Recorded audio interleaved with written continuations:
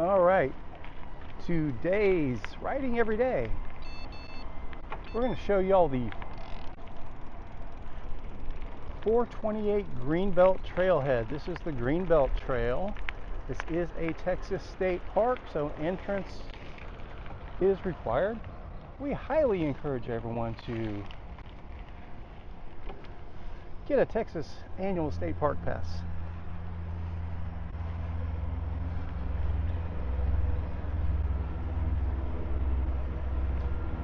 So working with our tell, show, do approach to these videos. We're going to tell you what we're going to do. We're going to tell you what we're going to talk about. We're going to tell you where we're going to go. And then we're going to show you while we do it. Share critical information like that this is a state park with an entrance fee required. Show you how to do all this stuff. And hey, hopefully encourage you to do it on your own.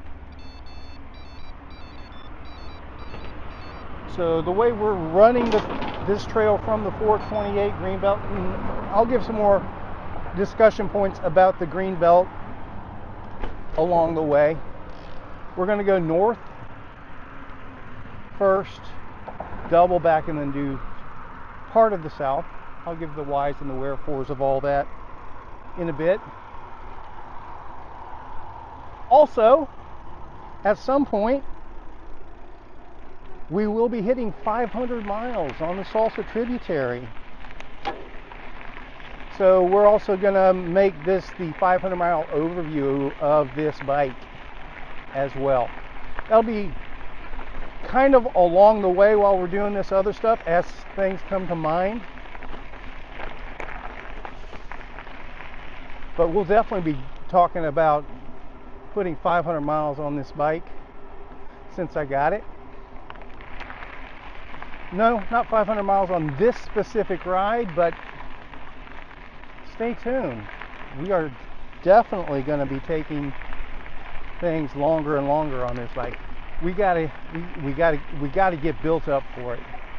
It's a progression, and we're getting there. It is a nicer day today, or a little cooler this morning anyway. Blazing hot the last week. A little overcast today. I think the temperatures are still supposed to get up there. The heat index is still supposed to get up there, but right now with the overcast and no blazing sun, it feels pretty good. And this is the Greenbelt. And well, we're trying another configuration on the microphone too. Hopefully this one works still even better. The last one wasn't bad, but we still picked up some blowouts. I don't know if it's wind or if I was talking too close to it or what. So we'll try it inverted. Hopefully it doesn't kill the mic. But if it does, it just means I have to come back and do this all over again. I guess worse things could happen.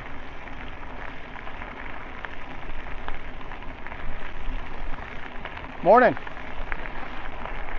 So this is the Greenbelt Trail north of Denton. You can access it from 380 technically. Not right now though. It's kind of flooded down there. We'll talk more about that in a bit. This is the access from Highway 428.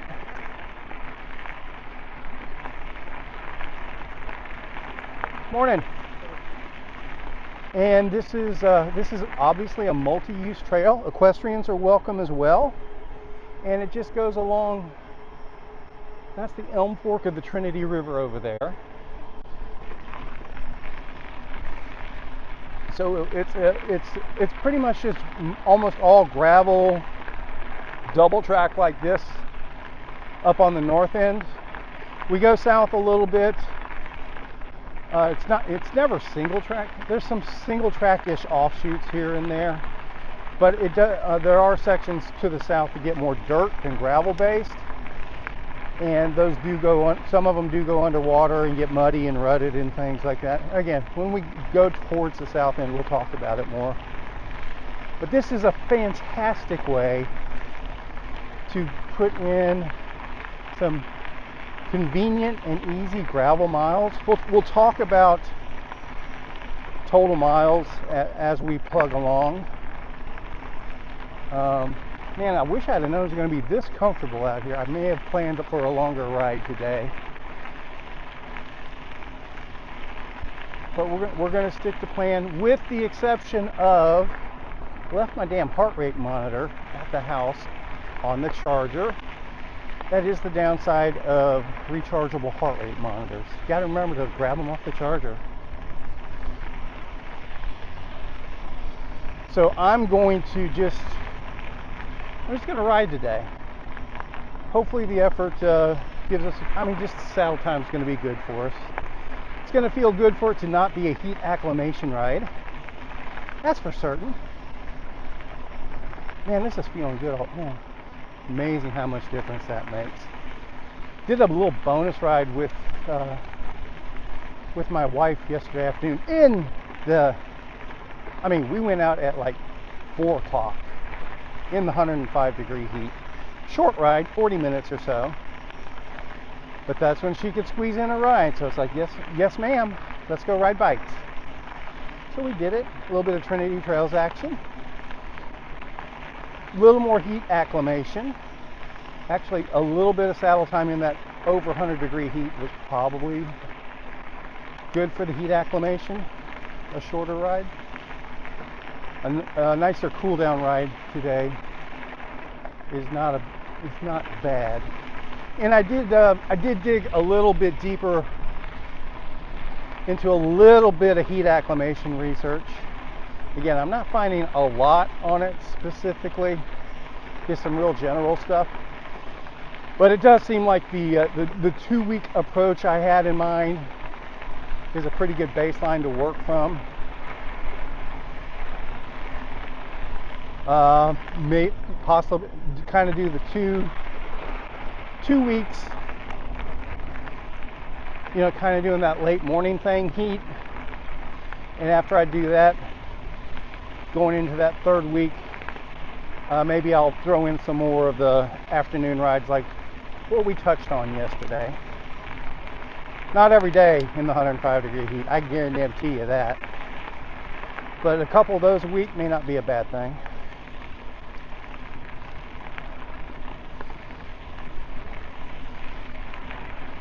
So let's talk about the bike a little bit.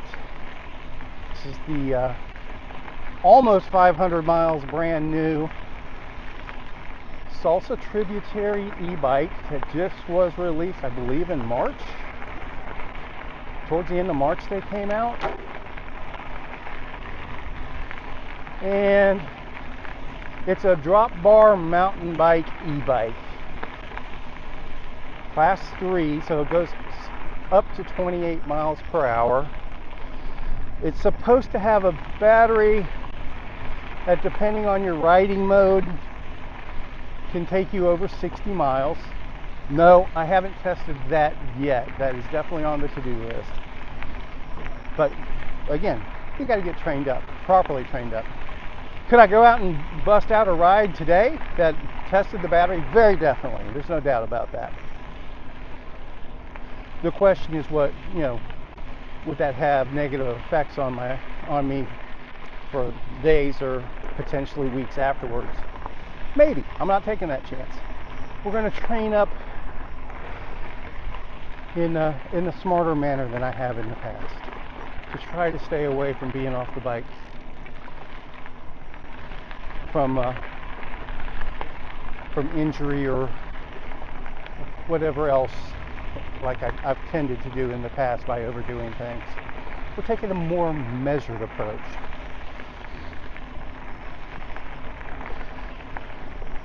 Bike is currently set up it's set up like I would for an all-day ride, I guess is probably the best way to, with what I have now. There may be other pieces in the mix, but I'm going to go with what I have now and do some longer rides in the coming weeks and see what adjustments need to be done from there.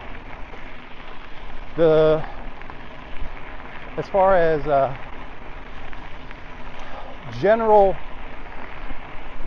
the too long didn't watch or didn't listen or didn't read version, if you're just here for thoughts on the Salsa Tributary, it is a fantastic bike, a fantastic e-bike. I want to qualify that. It is most definitely an e-bike. This is my first e-bike,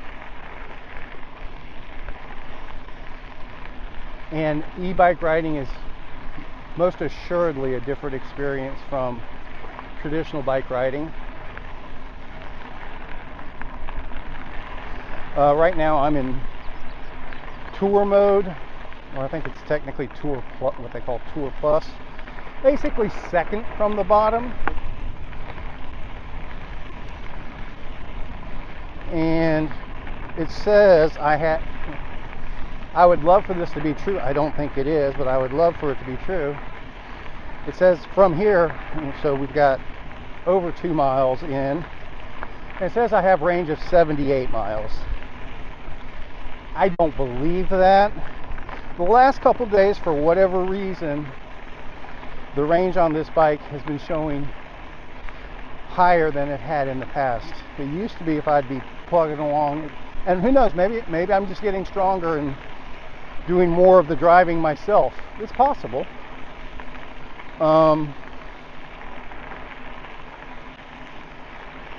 But yeah, used to be riding in this mode to be like a 50-ish mile range would be the projection towards the beginning of the ride.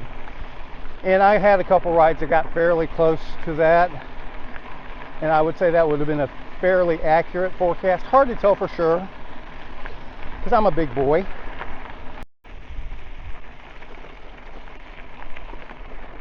I don't know why. I think I turned on the verbal commands on this camera, and I think occasionally I must say some key word that tells it to take a picture. Hopefully I didn't just tell it to do that. Anyway, so now we're back.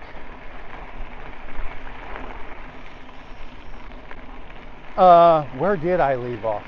So people are always asking about range. I think 50 to 60 miles is a realistic expectation, and not having to just be in eco mode.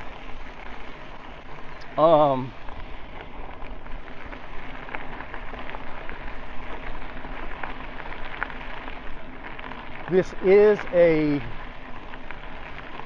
a heavy bike, and again, like I said, e-bike experience is totally different than a traditional bicycle experience, at least with a big mid-drive motor like this one.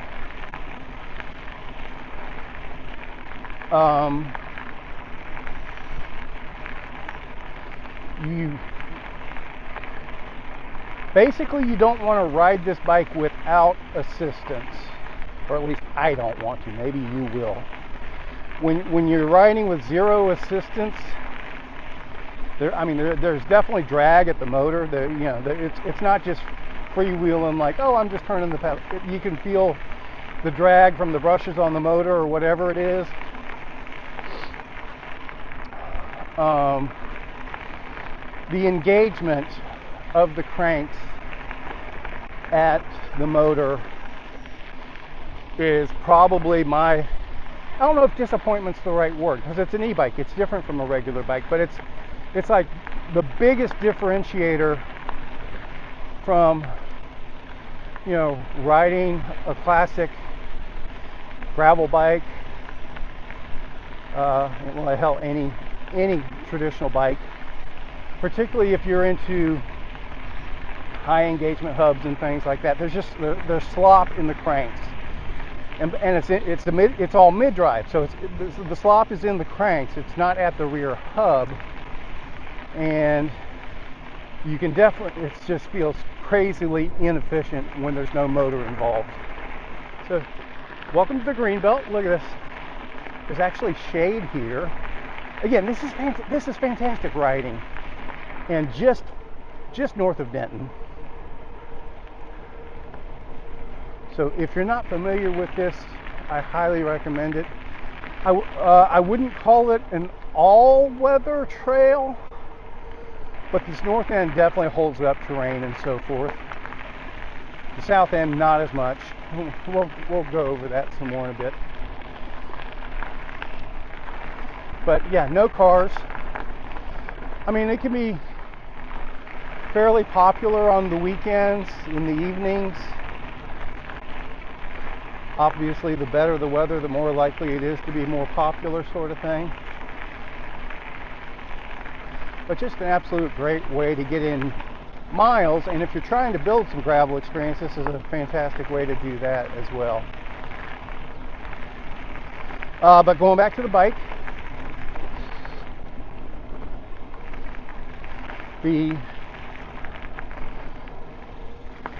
motor itself is amazing. It's got plenty of oomph. You can dial it in. You can customize it in the app. I really haven't messed with that yet. I just kind of find the mode that best keeps me in my heart rate. That's what I'm trying to do, is basically just do zone 2 riding and really establish a solid base and find my limitations and just expand those week over week over week. So we're kind of in the 8 to 10 hours a week mode now. Probably go closer to 10 this week than 8, and maybe start pushing it 10 to 12 going forward. But it's a balancing act with the heat. There's no doubt about that. So mid-drive motor, fantastic. And for those that may not even know what the Tributary is, like I said, it's a drop bar e-bike mountain bike. So think of it as an e-bike Fargo or an e-bike Cutthroat. It's probably the best equivalent, but that can go 28 miles up to 28 miles an hour with e-bike assistance. Technically, obviously, you can go faster than that, but it is a 1x setup, and yeah, you're spun out at 30 miles an hour. You're not driving it any faster, so you're gonna have a good tailwind, super high cadence. We're going downhill to get much over 30 miles an hour on it, but it will get you up to 28. Even as heavy as I am and as heavy as this bike is.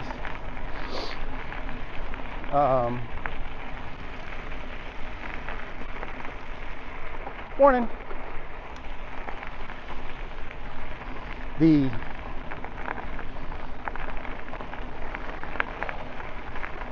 reality is the two big downsides to this bike are the weight, which is, I mean, that's to be expected for this type of e-bike.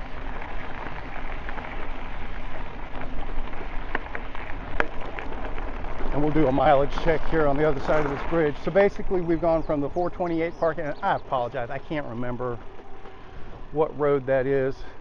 That's the Lake Ray Roberts Dam Road there.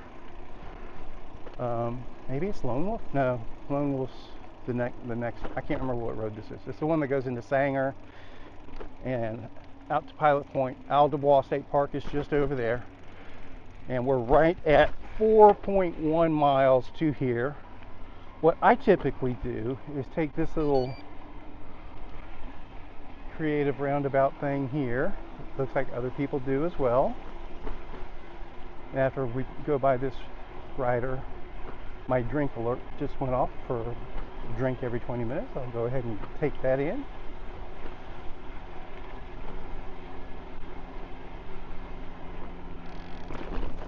Morning.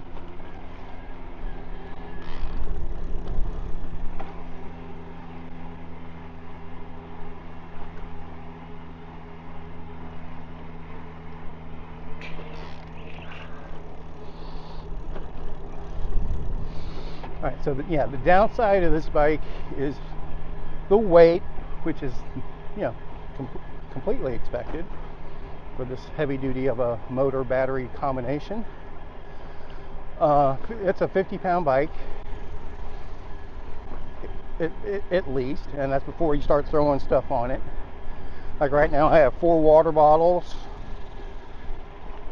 a seat bag, not as well. It's a saddle bag, but it's not one of those big bike packing bags.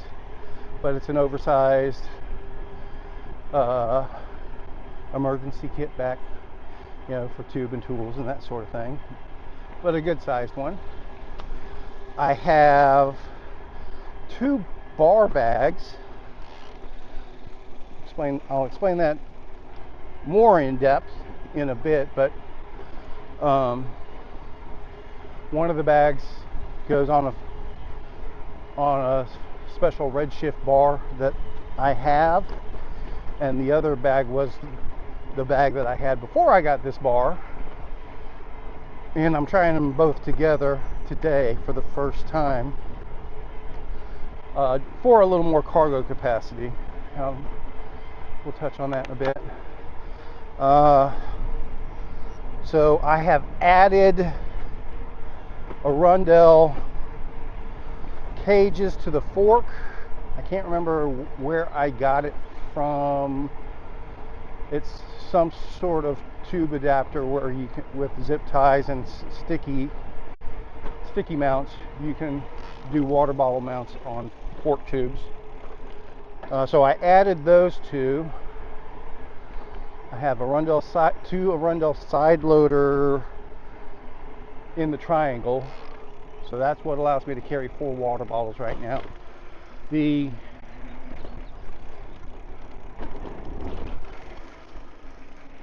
kind of touches on another downside of this bike, particularly if you're leaning towards a Fargo or a Cutthroat or coming from that environment already.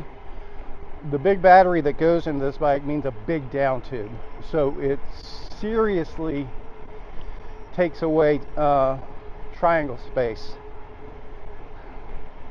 So I don't want to call this a negative, because it's just tweaking this bike for my adventures, for carrying stuff.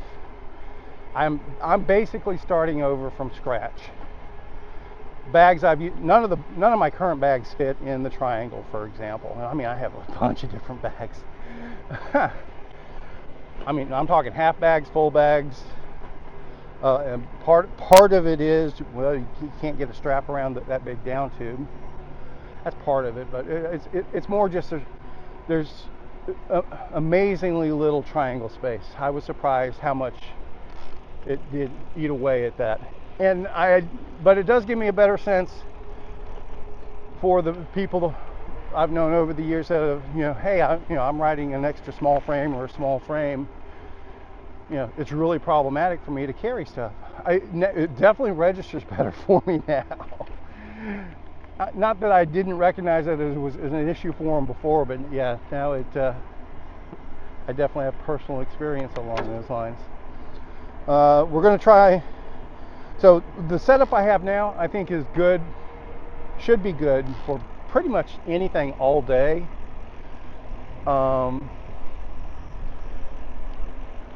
With the exception of if I'm on a ride that there's no way to reload water, which that's very rare. There's always some way, somewhere along the way, to reload water. And 4 water bottles, even on a hot day, is good for 4 hours of riding for me. Probably more, quite frankly, with an e-bike, but I'm just talking from unassisted. I can do a bottle an hour even on a hot day. So you throw some assistance into that. It's realistically, if I know I'm in a bind for finding resupply, it's probably good for 5 to 6 hours of riding on this, which is realistically probably the battery limit on this as well. But as we start, trying things out and seeing what the real range is and things like that, if we have to tweak from there, we will. I touched on earlier, yeah, this is a 500 mile update on the bike, but not for a 500 mile ride. I want to put a 500 mile ride in the mix or more in the not too distant future to see what it's like trying to use this bike for true multi-day stuff. But I will put the caveat on that at the moment, I don't see that to be a true bike packing adventure, because it's an e-bike. You gotta find ways to charge it. I see it as a true multi-day, multi-100 mile trip of some sort. We'll see how it all sorts out. Now, you see me looking down. There you go again, darn it.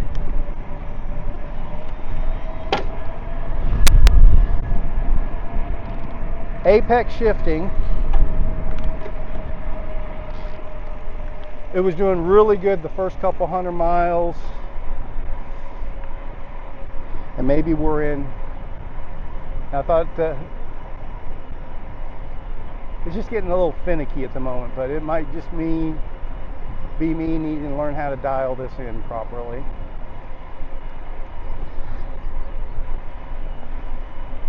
At the moment, it seems to have some drift problems on trying to find the smallest cog. It was doing better until just now. So we'll play with it. We'll play with it. And it very well could be that e-bikes are notorious for,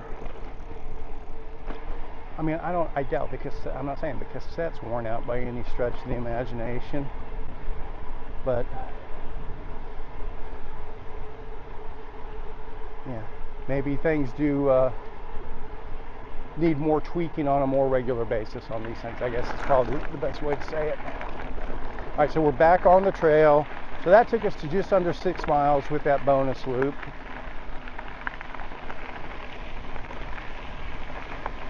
So we'll talk more about the bike in a bit, but let's talk about the Greenbelt. So you saw some of the facilities that were there. That's one of the big benefits of this, particularly if you start at 428. Hey there.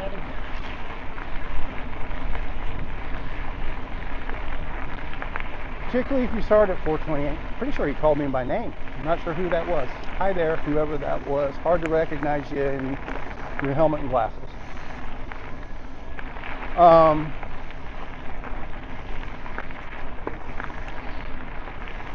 So particularly if you start at 428, which is roughly a midpoint. So you have restrooms there, you have water fountains there, obviously plenty of parking. You can go north or south or both from there. So up here towards the dam, more restrooms and picnic tables and water and all that there. So that's all good.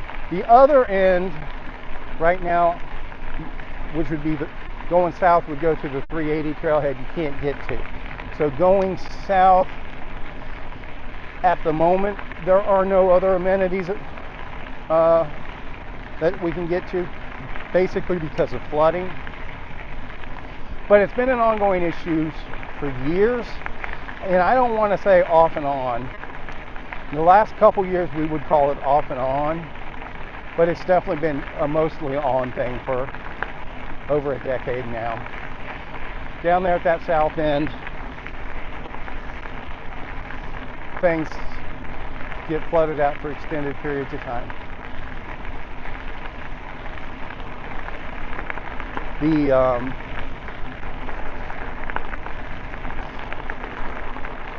Essentially, when the river floods, when that Elm Fork floods, I'm seeing it off to the sides here.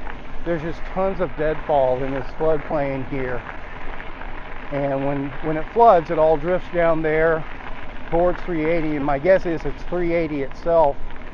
It just all turns into a gigantic log jam, literally. And it kind of dams up the river there, and everything backflows and stays flooded. And It is beyond a major ordeal to clear that log jam, and it doesn't really accomplish much, because once you clear it, realistically within 6 months or at most a year, there's going to be another flood that's enough to bring a whole nother log jam, and the process starts all over again. So that's kind of what we're up against, going all the way south. But it doesn't take away, it's still a very, very good ride. And there's other stuff you can throw into the mix in the immediate area that, if you're really into multi-surface and adventure riding, it really allows you to take it up a notch. You can throw in single track. There's some true multi-use trail that's air quotes equestrian trail, but it is multi-use, so bikes are allowed on it. But it's not as smooth and groomed as this. And there's some interesting riding in all of that.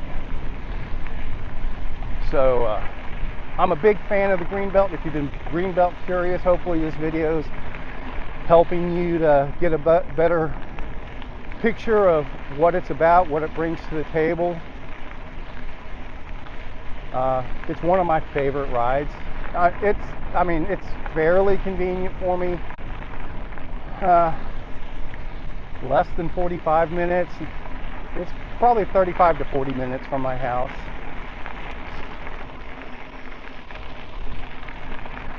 Now, yeah, it's like anything else.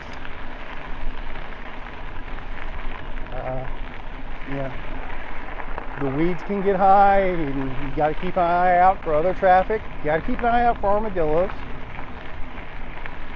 During armadillo season, they're all over the place out here, and they try to become speed bumps.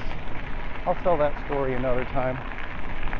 But that's the short story on the Greenbelt. Big fan. Come check it out. Let's talk about the bike some more. Big fan of the Salsa Tributary. Please, if I don't cover anything that's a burning question for you, or if I forget something,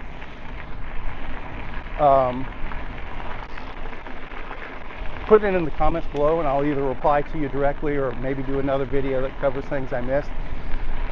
My current plan is to do some B-roll footage after I finish the ride with the bike the way it's set up now, and maybe talk about some more stuff. We'll see how it goes.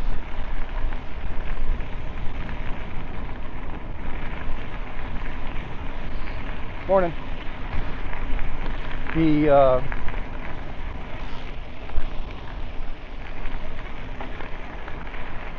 What else can we talk about on the bike itself? Again, it's very much a drop bar mountain bike. But that said, with the e-assist, you can hop into pretty much any gravel group out there and keep up with the fastest riders, if that's your choice. Obviously, you don't want to get in the middle of a serious gravel race with this thing, but if it's just a social ride and you're wanting to hang with the faster group or guide the faster group, whatever else, you're able to do it with this. But you can also go the other direction too. You can hang out with the slower people, and if you have to sprint back to help somebody, or you help somebody and need to drag them up to the group or whatever, this could do a lot along those lines.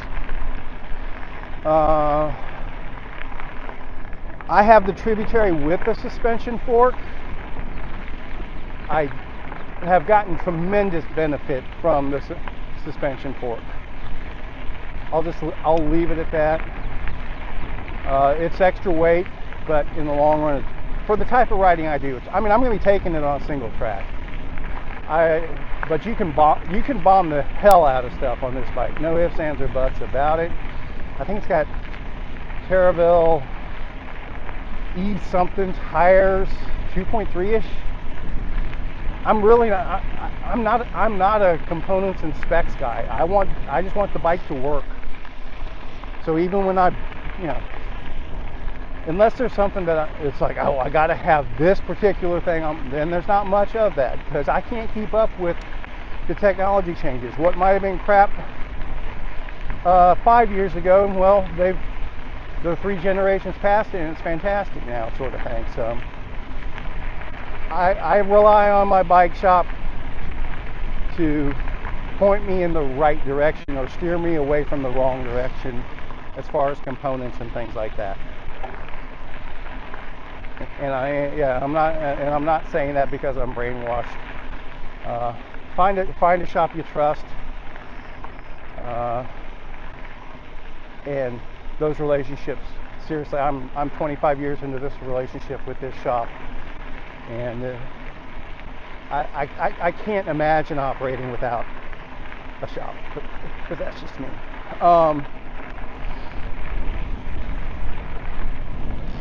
20 years, 25 is a stretch. 20 years. I'm trying to make myself older than I am. What else on the bike itself? So, okay, here we go. So after that riding, now it's saying our total range is 43 miles. That sounds more realistic. But that's still better than it used to be. So either I'm getting more efficient with my pedaling, or I've lost a few pounds, or the bike's getting broken in, or it's just it's a super smooth and flat day, which it is, quite frankly. This section up here on the north end is really smooth. So there's no need for a suspension fork on this stuff right now. So hopefully you didn't get the implication that you need a suspension fork on the Greenbelt. Most definitely not. You could ride this on a road bike with 28s. There might be a couple spots that are a little rough, but you could get away with it, no problem.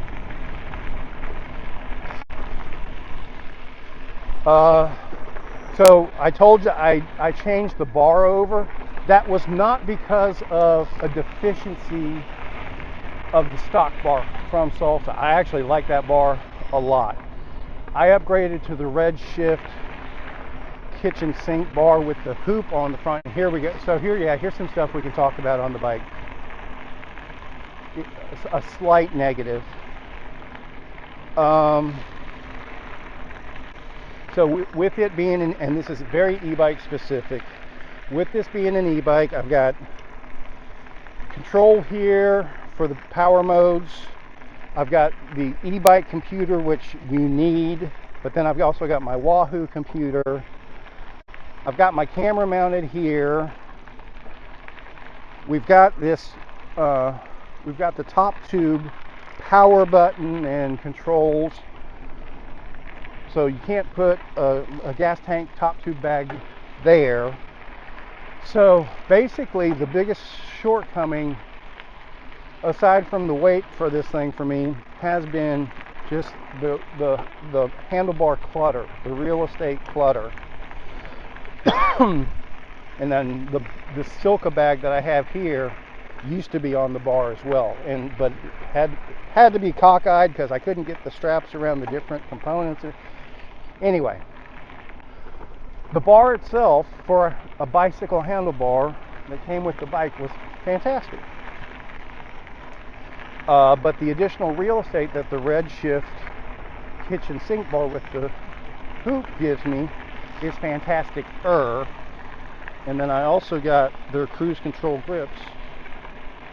Interesting. How did that happen? I already have a hole in my bar tape, brand new bar tape. I'm sure it's something I did. I think I know. Actually, I think I know what it is. I'll touch on that further in too. I have these the cruise control grips with the Red Shift. So basically, ergo grips in the drops, which I'm really I've not been a drops guy.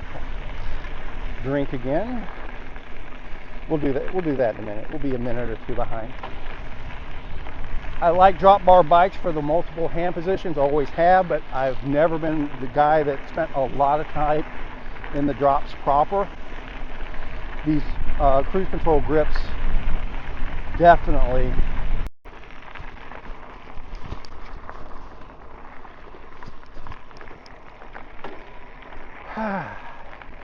well, the camera went off again. I don't know why it's doing that, and I don't know what I missed. So we're going to restate a bunch of that. It's a shame, because man, I was rolling with that.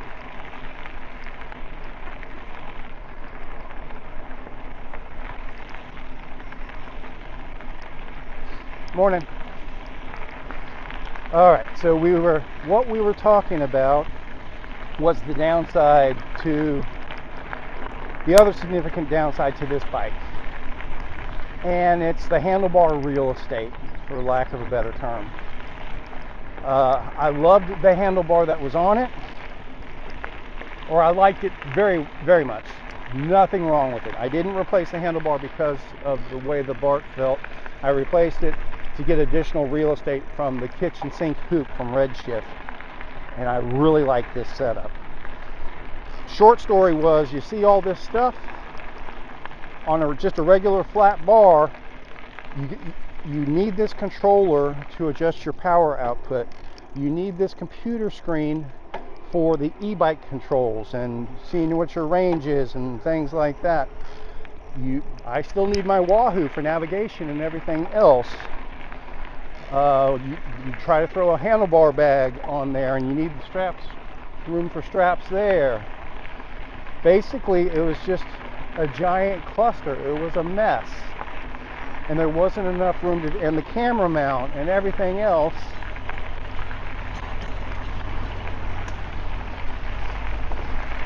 And I needed to change to something else to get, particularly for my longer rides that I'm wanting to do on this bike, particularly multi-day stuff I want to do.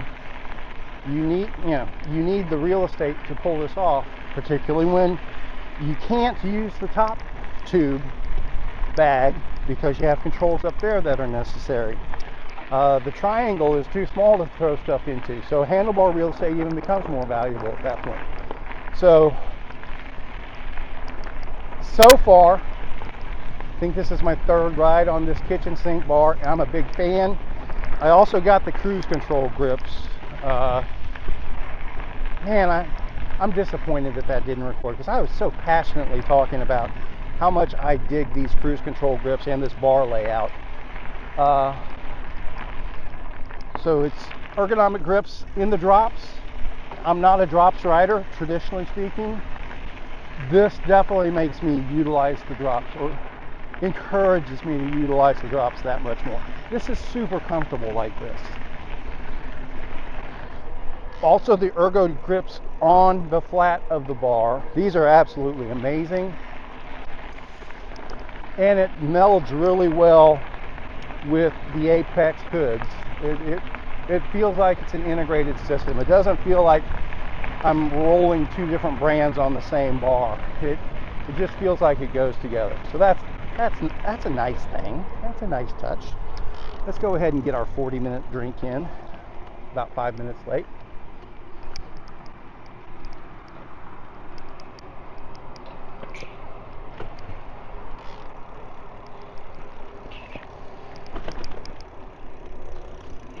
All right, so we're 10 miles in.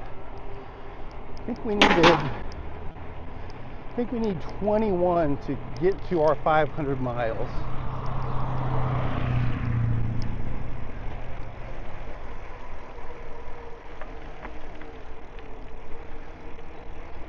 So now, whoa, nope, it's all the way closed. So none of the south end is available. Okay, that's fine. We'll just do north end. Traditionally in the past, they've closed it further down, but I can see where that might be more problematic, and maybe it's more flooded than usual. So 9.8, 10 miles.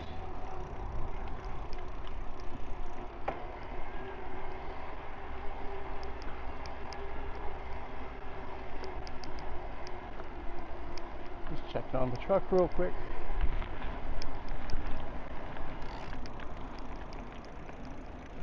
All right, we'll go back the other way and just do that all over again, and maybe check on a bonus section on the north end. Yeah, I think we will, actually. We'll see what this bike can do. And if it didn't make the recording, I think it did. I will be inserting some B-roll of just the bike itself and the things I'm talking about and the way we're set up today. I mean, obviously, yeah, I get it that you don't get a really good perspective of the bike itself from this camera. So I'll shoot some footage, and we'll do a walk around on the bike, as that'll be the wrap up on today's ride. More about the bike. Let's see, what questions would people have? Well, okay. So the positives are it's stupid simple. It's a great bike. You can take it anywhere. It can do anything. And it's fun to do it. It is a different experience than just regular riding a traditional bicycle.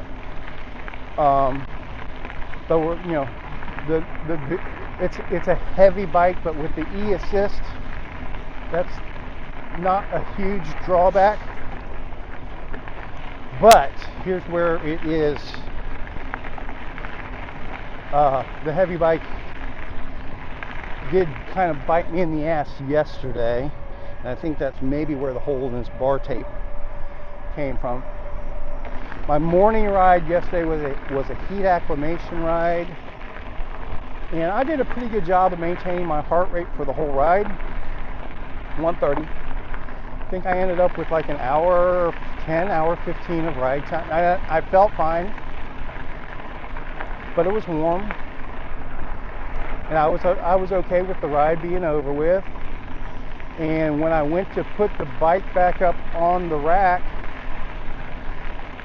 I got halfway up, and my arms just said, I can't take this bike any further, and had to drop the bike on the rack, and it was just noodle arms. And I think what happened was it was just hot enough, and I finished in the open sun, and I didn't cool down any after the ride. I just went straight to the truck and went to go throw the bike on. And I think I was just in a momentary, after I stopped rolling,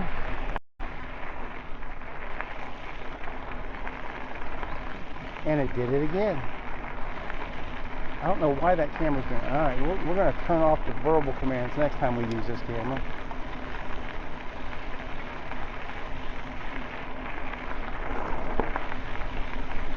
Coming left.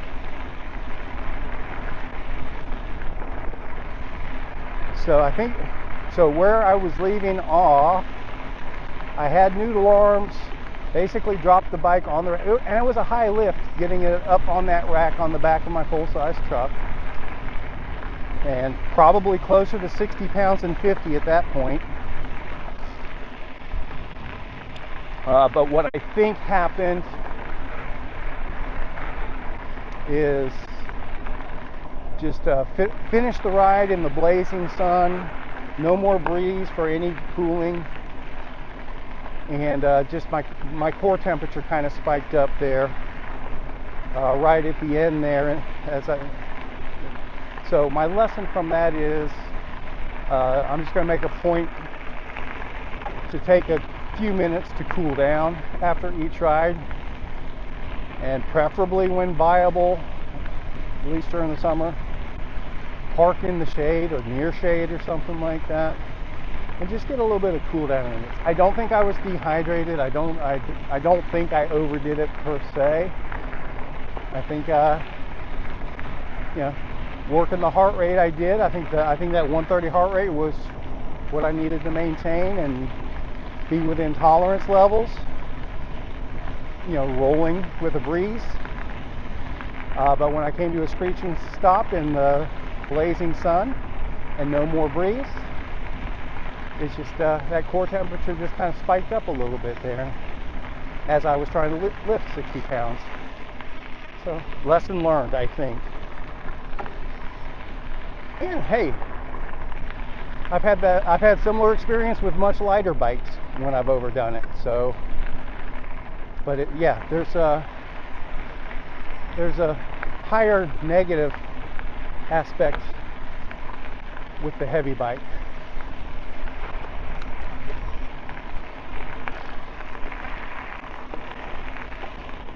That said, here's a teaser for a future video. The other Salsa e-bike is the Confluence. We now have one of those in the household. Definitely not nearly as heavy as this one. Hoping to be able to give some debrief on that bike in a while. It's my lovely bride's bike, not mine. But I'm hoping I can ride it in a pinch. I haven't messed with her seat post height or anything like that yet. That'll be in the mix somewhere down the road.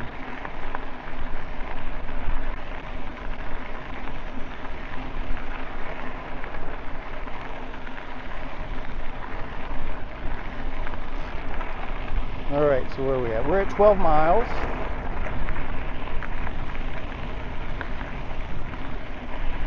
It's starting to warm up a touch. I'm getting a little more stuffy, not horrible though.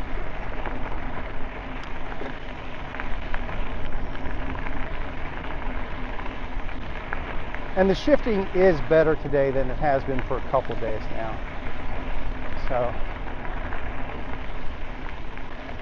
I tinkered with it a touch last night. Now I wouldn't be surprised. Yeah, maybe I bent that dur hanger some, dropping it on the rack. It's possible. But the bike itself rolls super smooth when everything's engaged. Like I said, when you take all the power out of it though, it's just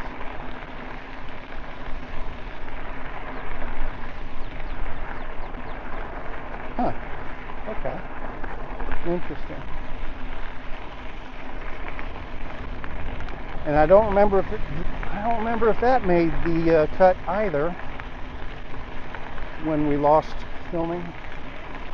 So I was actually in a higher mode than when I had started. Somewhere along the way I got to the sport mode, maybe when I was showing the buttons or whatever. So I had talked about how my range had adjusted down to 43 miles left. Evidently I was in sport mode then. I take it back to my tour mode that I'm riding in, and it says 57 miles. So yeah, I am definitely looking forward to seeing where the battery runs out.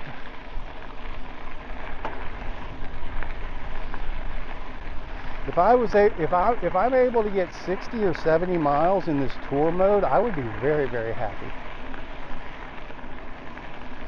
Tour Plus, I should say, is how I have it set up. We'll try that soon-ish.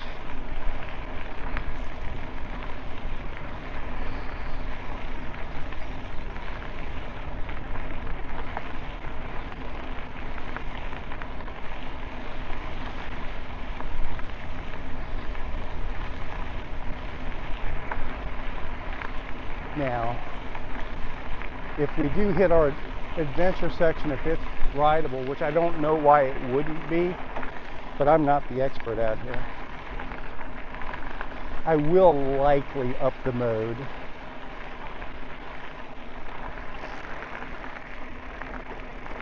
Well, let's show y'all a little bonus section here. Why not? Looks like it's possibly trimmed in mode.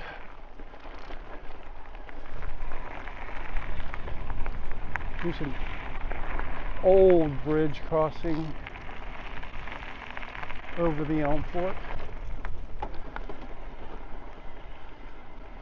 Stay off bridge. Now this is cleared out here, but down there, I don't know what road this used to be. That's a big woodpecker. That's what she said.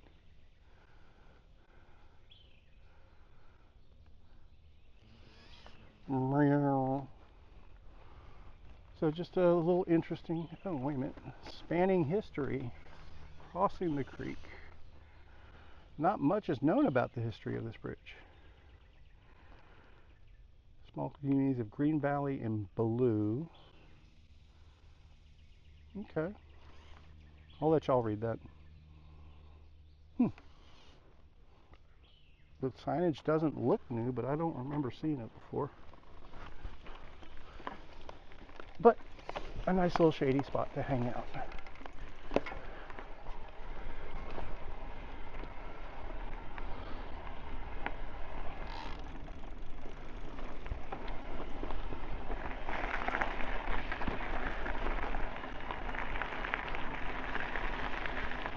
So, let's see, what else? Oh, let's talk about the bike. It does have a dropper post that I have never used after the first day. I'm not saying other people wouldn't get use out of it. So far, I have had no use for it.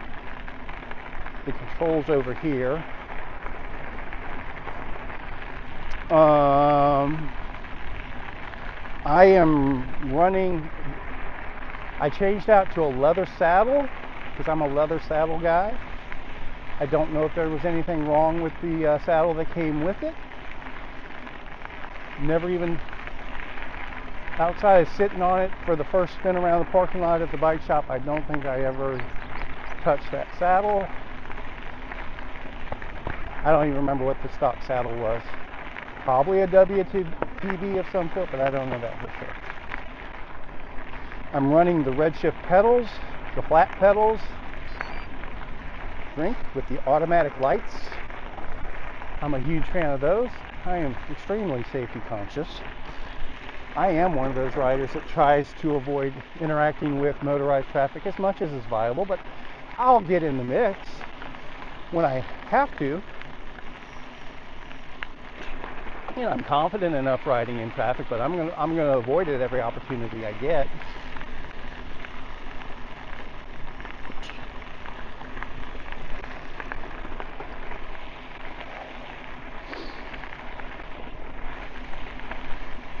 I wonder if I'm saying the STOP word, and that makes things happen.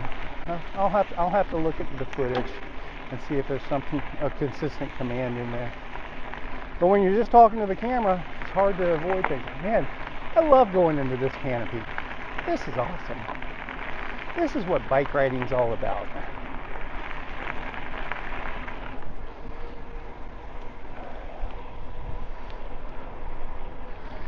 So we're currently at 13.2 miles, a little over an hour in.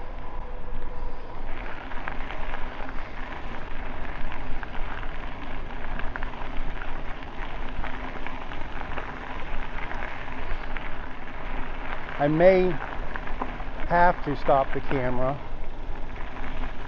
to save battery for the wrap-up,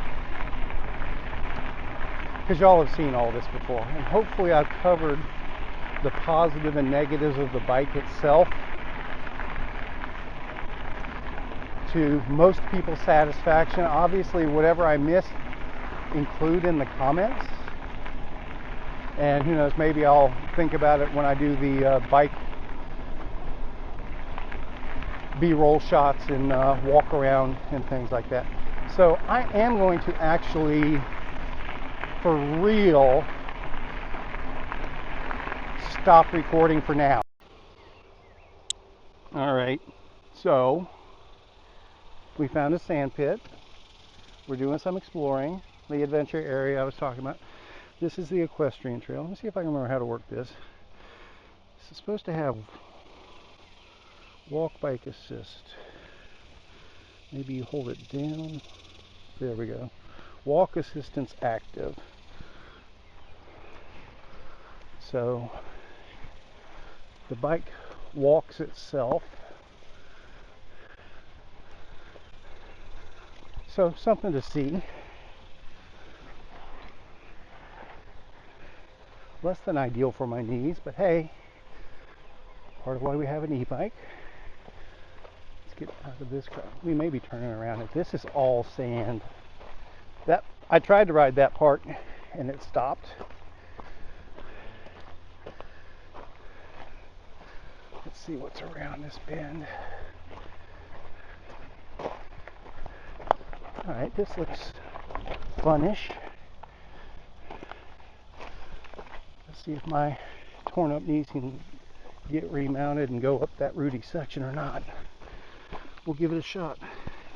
Probably in completely the wrong gear. Well, probably a wrong gear, maybe not completely wrong. E-bike assist, do your thing. There we go. And more sand, of course. Nope, not able to ride through that. That was interesting. It kept driving after I stopped pedaling. All right. This is not a sand bike, so we're not going this way. Yeah, that bailout on that section was less than ideal for my knee. But hey, keeping it real, right? Rudolph's Revenge folks are going to love this. I think when I've ridden this before, it was shortly after a rain. So I've never ridden it myself when it was this sandy. I've heard about it being this bad. Cyclocross riders will love it. All right, let's do the e-bike. And my shoes are filling up with sand. I can feel it. Bitch and moan, bitch and moan. Beats the hell out of being in a cubicle right now. Hey Salsa, thanks for the walk assistance. Probably Bosch realistically, but Salsa chose with a Bosch motor, so hey, it came in handy there.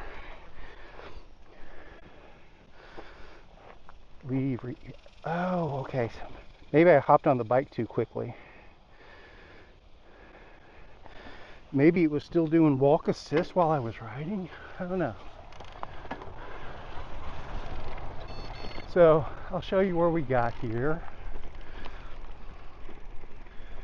And then I'll turn off the recording again and try to save a little bit of juice for the end of ride wrap up. So it was this grassy stuff. And I should have the suspension. Yeah, suspension force active. But this is definitely meant,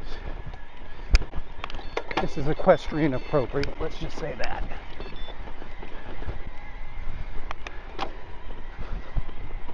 And it's just more of this, and then we're back to that north parking area. So I'm going to, we're at 14.7 miles. This should take us right to our 21 if I do my little go around loop and then back. So I'm going to wrap up this segment of the video and we'll come back on the post-ride wrap up. Stop recording. Okay, take care of this while I know I've still got some camera left or some battery left in the camera. All right, here's the bike itself, good and filthy, but here's the setup. We'll walk through it very quickly. First off, ride wrap up. We hit the 21 miles, hour 56. Explain that in a minute. Average 10.8 miles per hour. We got the 21 miles. The person that I saw on the trail that said, hey, he called me out by name, he did recognize me. I saw him again. We stopped and chatted for a while. So it stretched out the time a little bit. Good conversation. Gives me a reminder though, and he was asking all sorts, he's getting a new bike. He's asking all sorts of questions about tires. I'm always going to recommend just get the biggest tire the bike will take and set it up tubeless, and then figure out which direction to go from there if it's not the right tread, if you don't have a specific tread that you're a particular fan of. There's so many new bikes out there. Maybe that's why my shifting was off. There we go. I bet it is. And this jockey wheel does like to pick up trash for whatever reason. It was shifting really good and then it wasn't. That might be exactly why. Okay. Yeah, there's garbage in there. So this is the setup. There's my Arundel front water bottles that I was telling you about. Obviously it's filthy. That means we're using the bike like we're supposed to. I'm happy with that. Very limited triangle space. I mean, that's super. I have small hands. There's not much room in there whatsoever. That said, there's Salsa just came out with some new half bags. I can't remember the name of them. One is supposed to fit this one. So you got this big down tube, so straps don't go around that. You got a big top tube, it's hard for straps to go around that. But we got all these bosses here. So I've got, the Duck has one on order for me to check out, no obligations. We'll see if that works. Here's my saddle. I can't remember what brand this is. I think this was just a 1-year thing. I picked up a couple of these new old stock. I absolutely love them. If anybody can point me to where to find more of these, whatever brand this is, let me know. Here's that Silka saddlebag I was talking about. Big fan.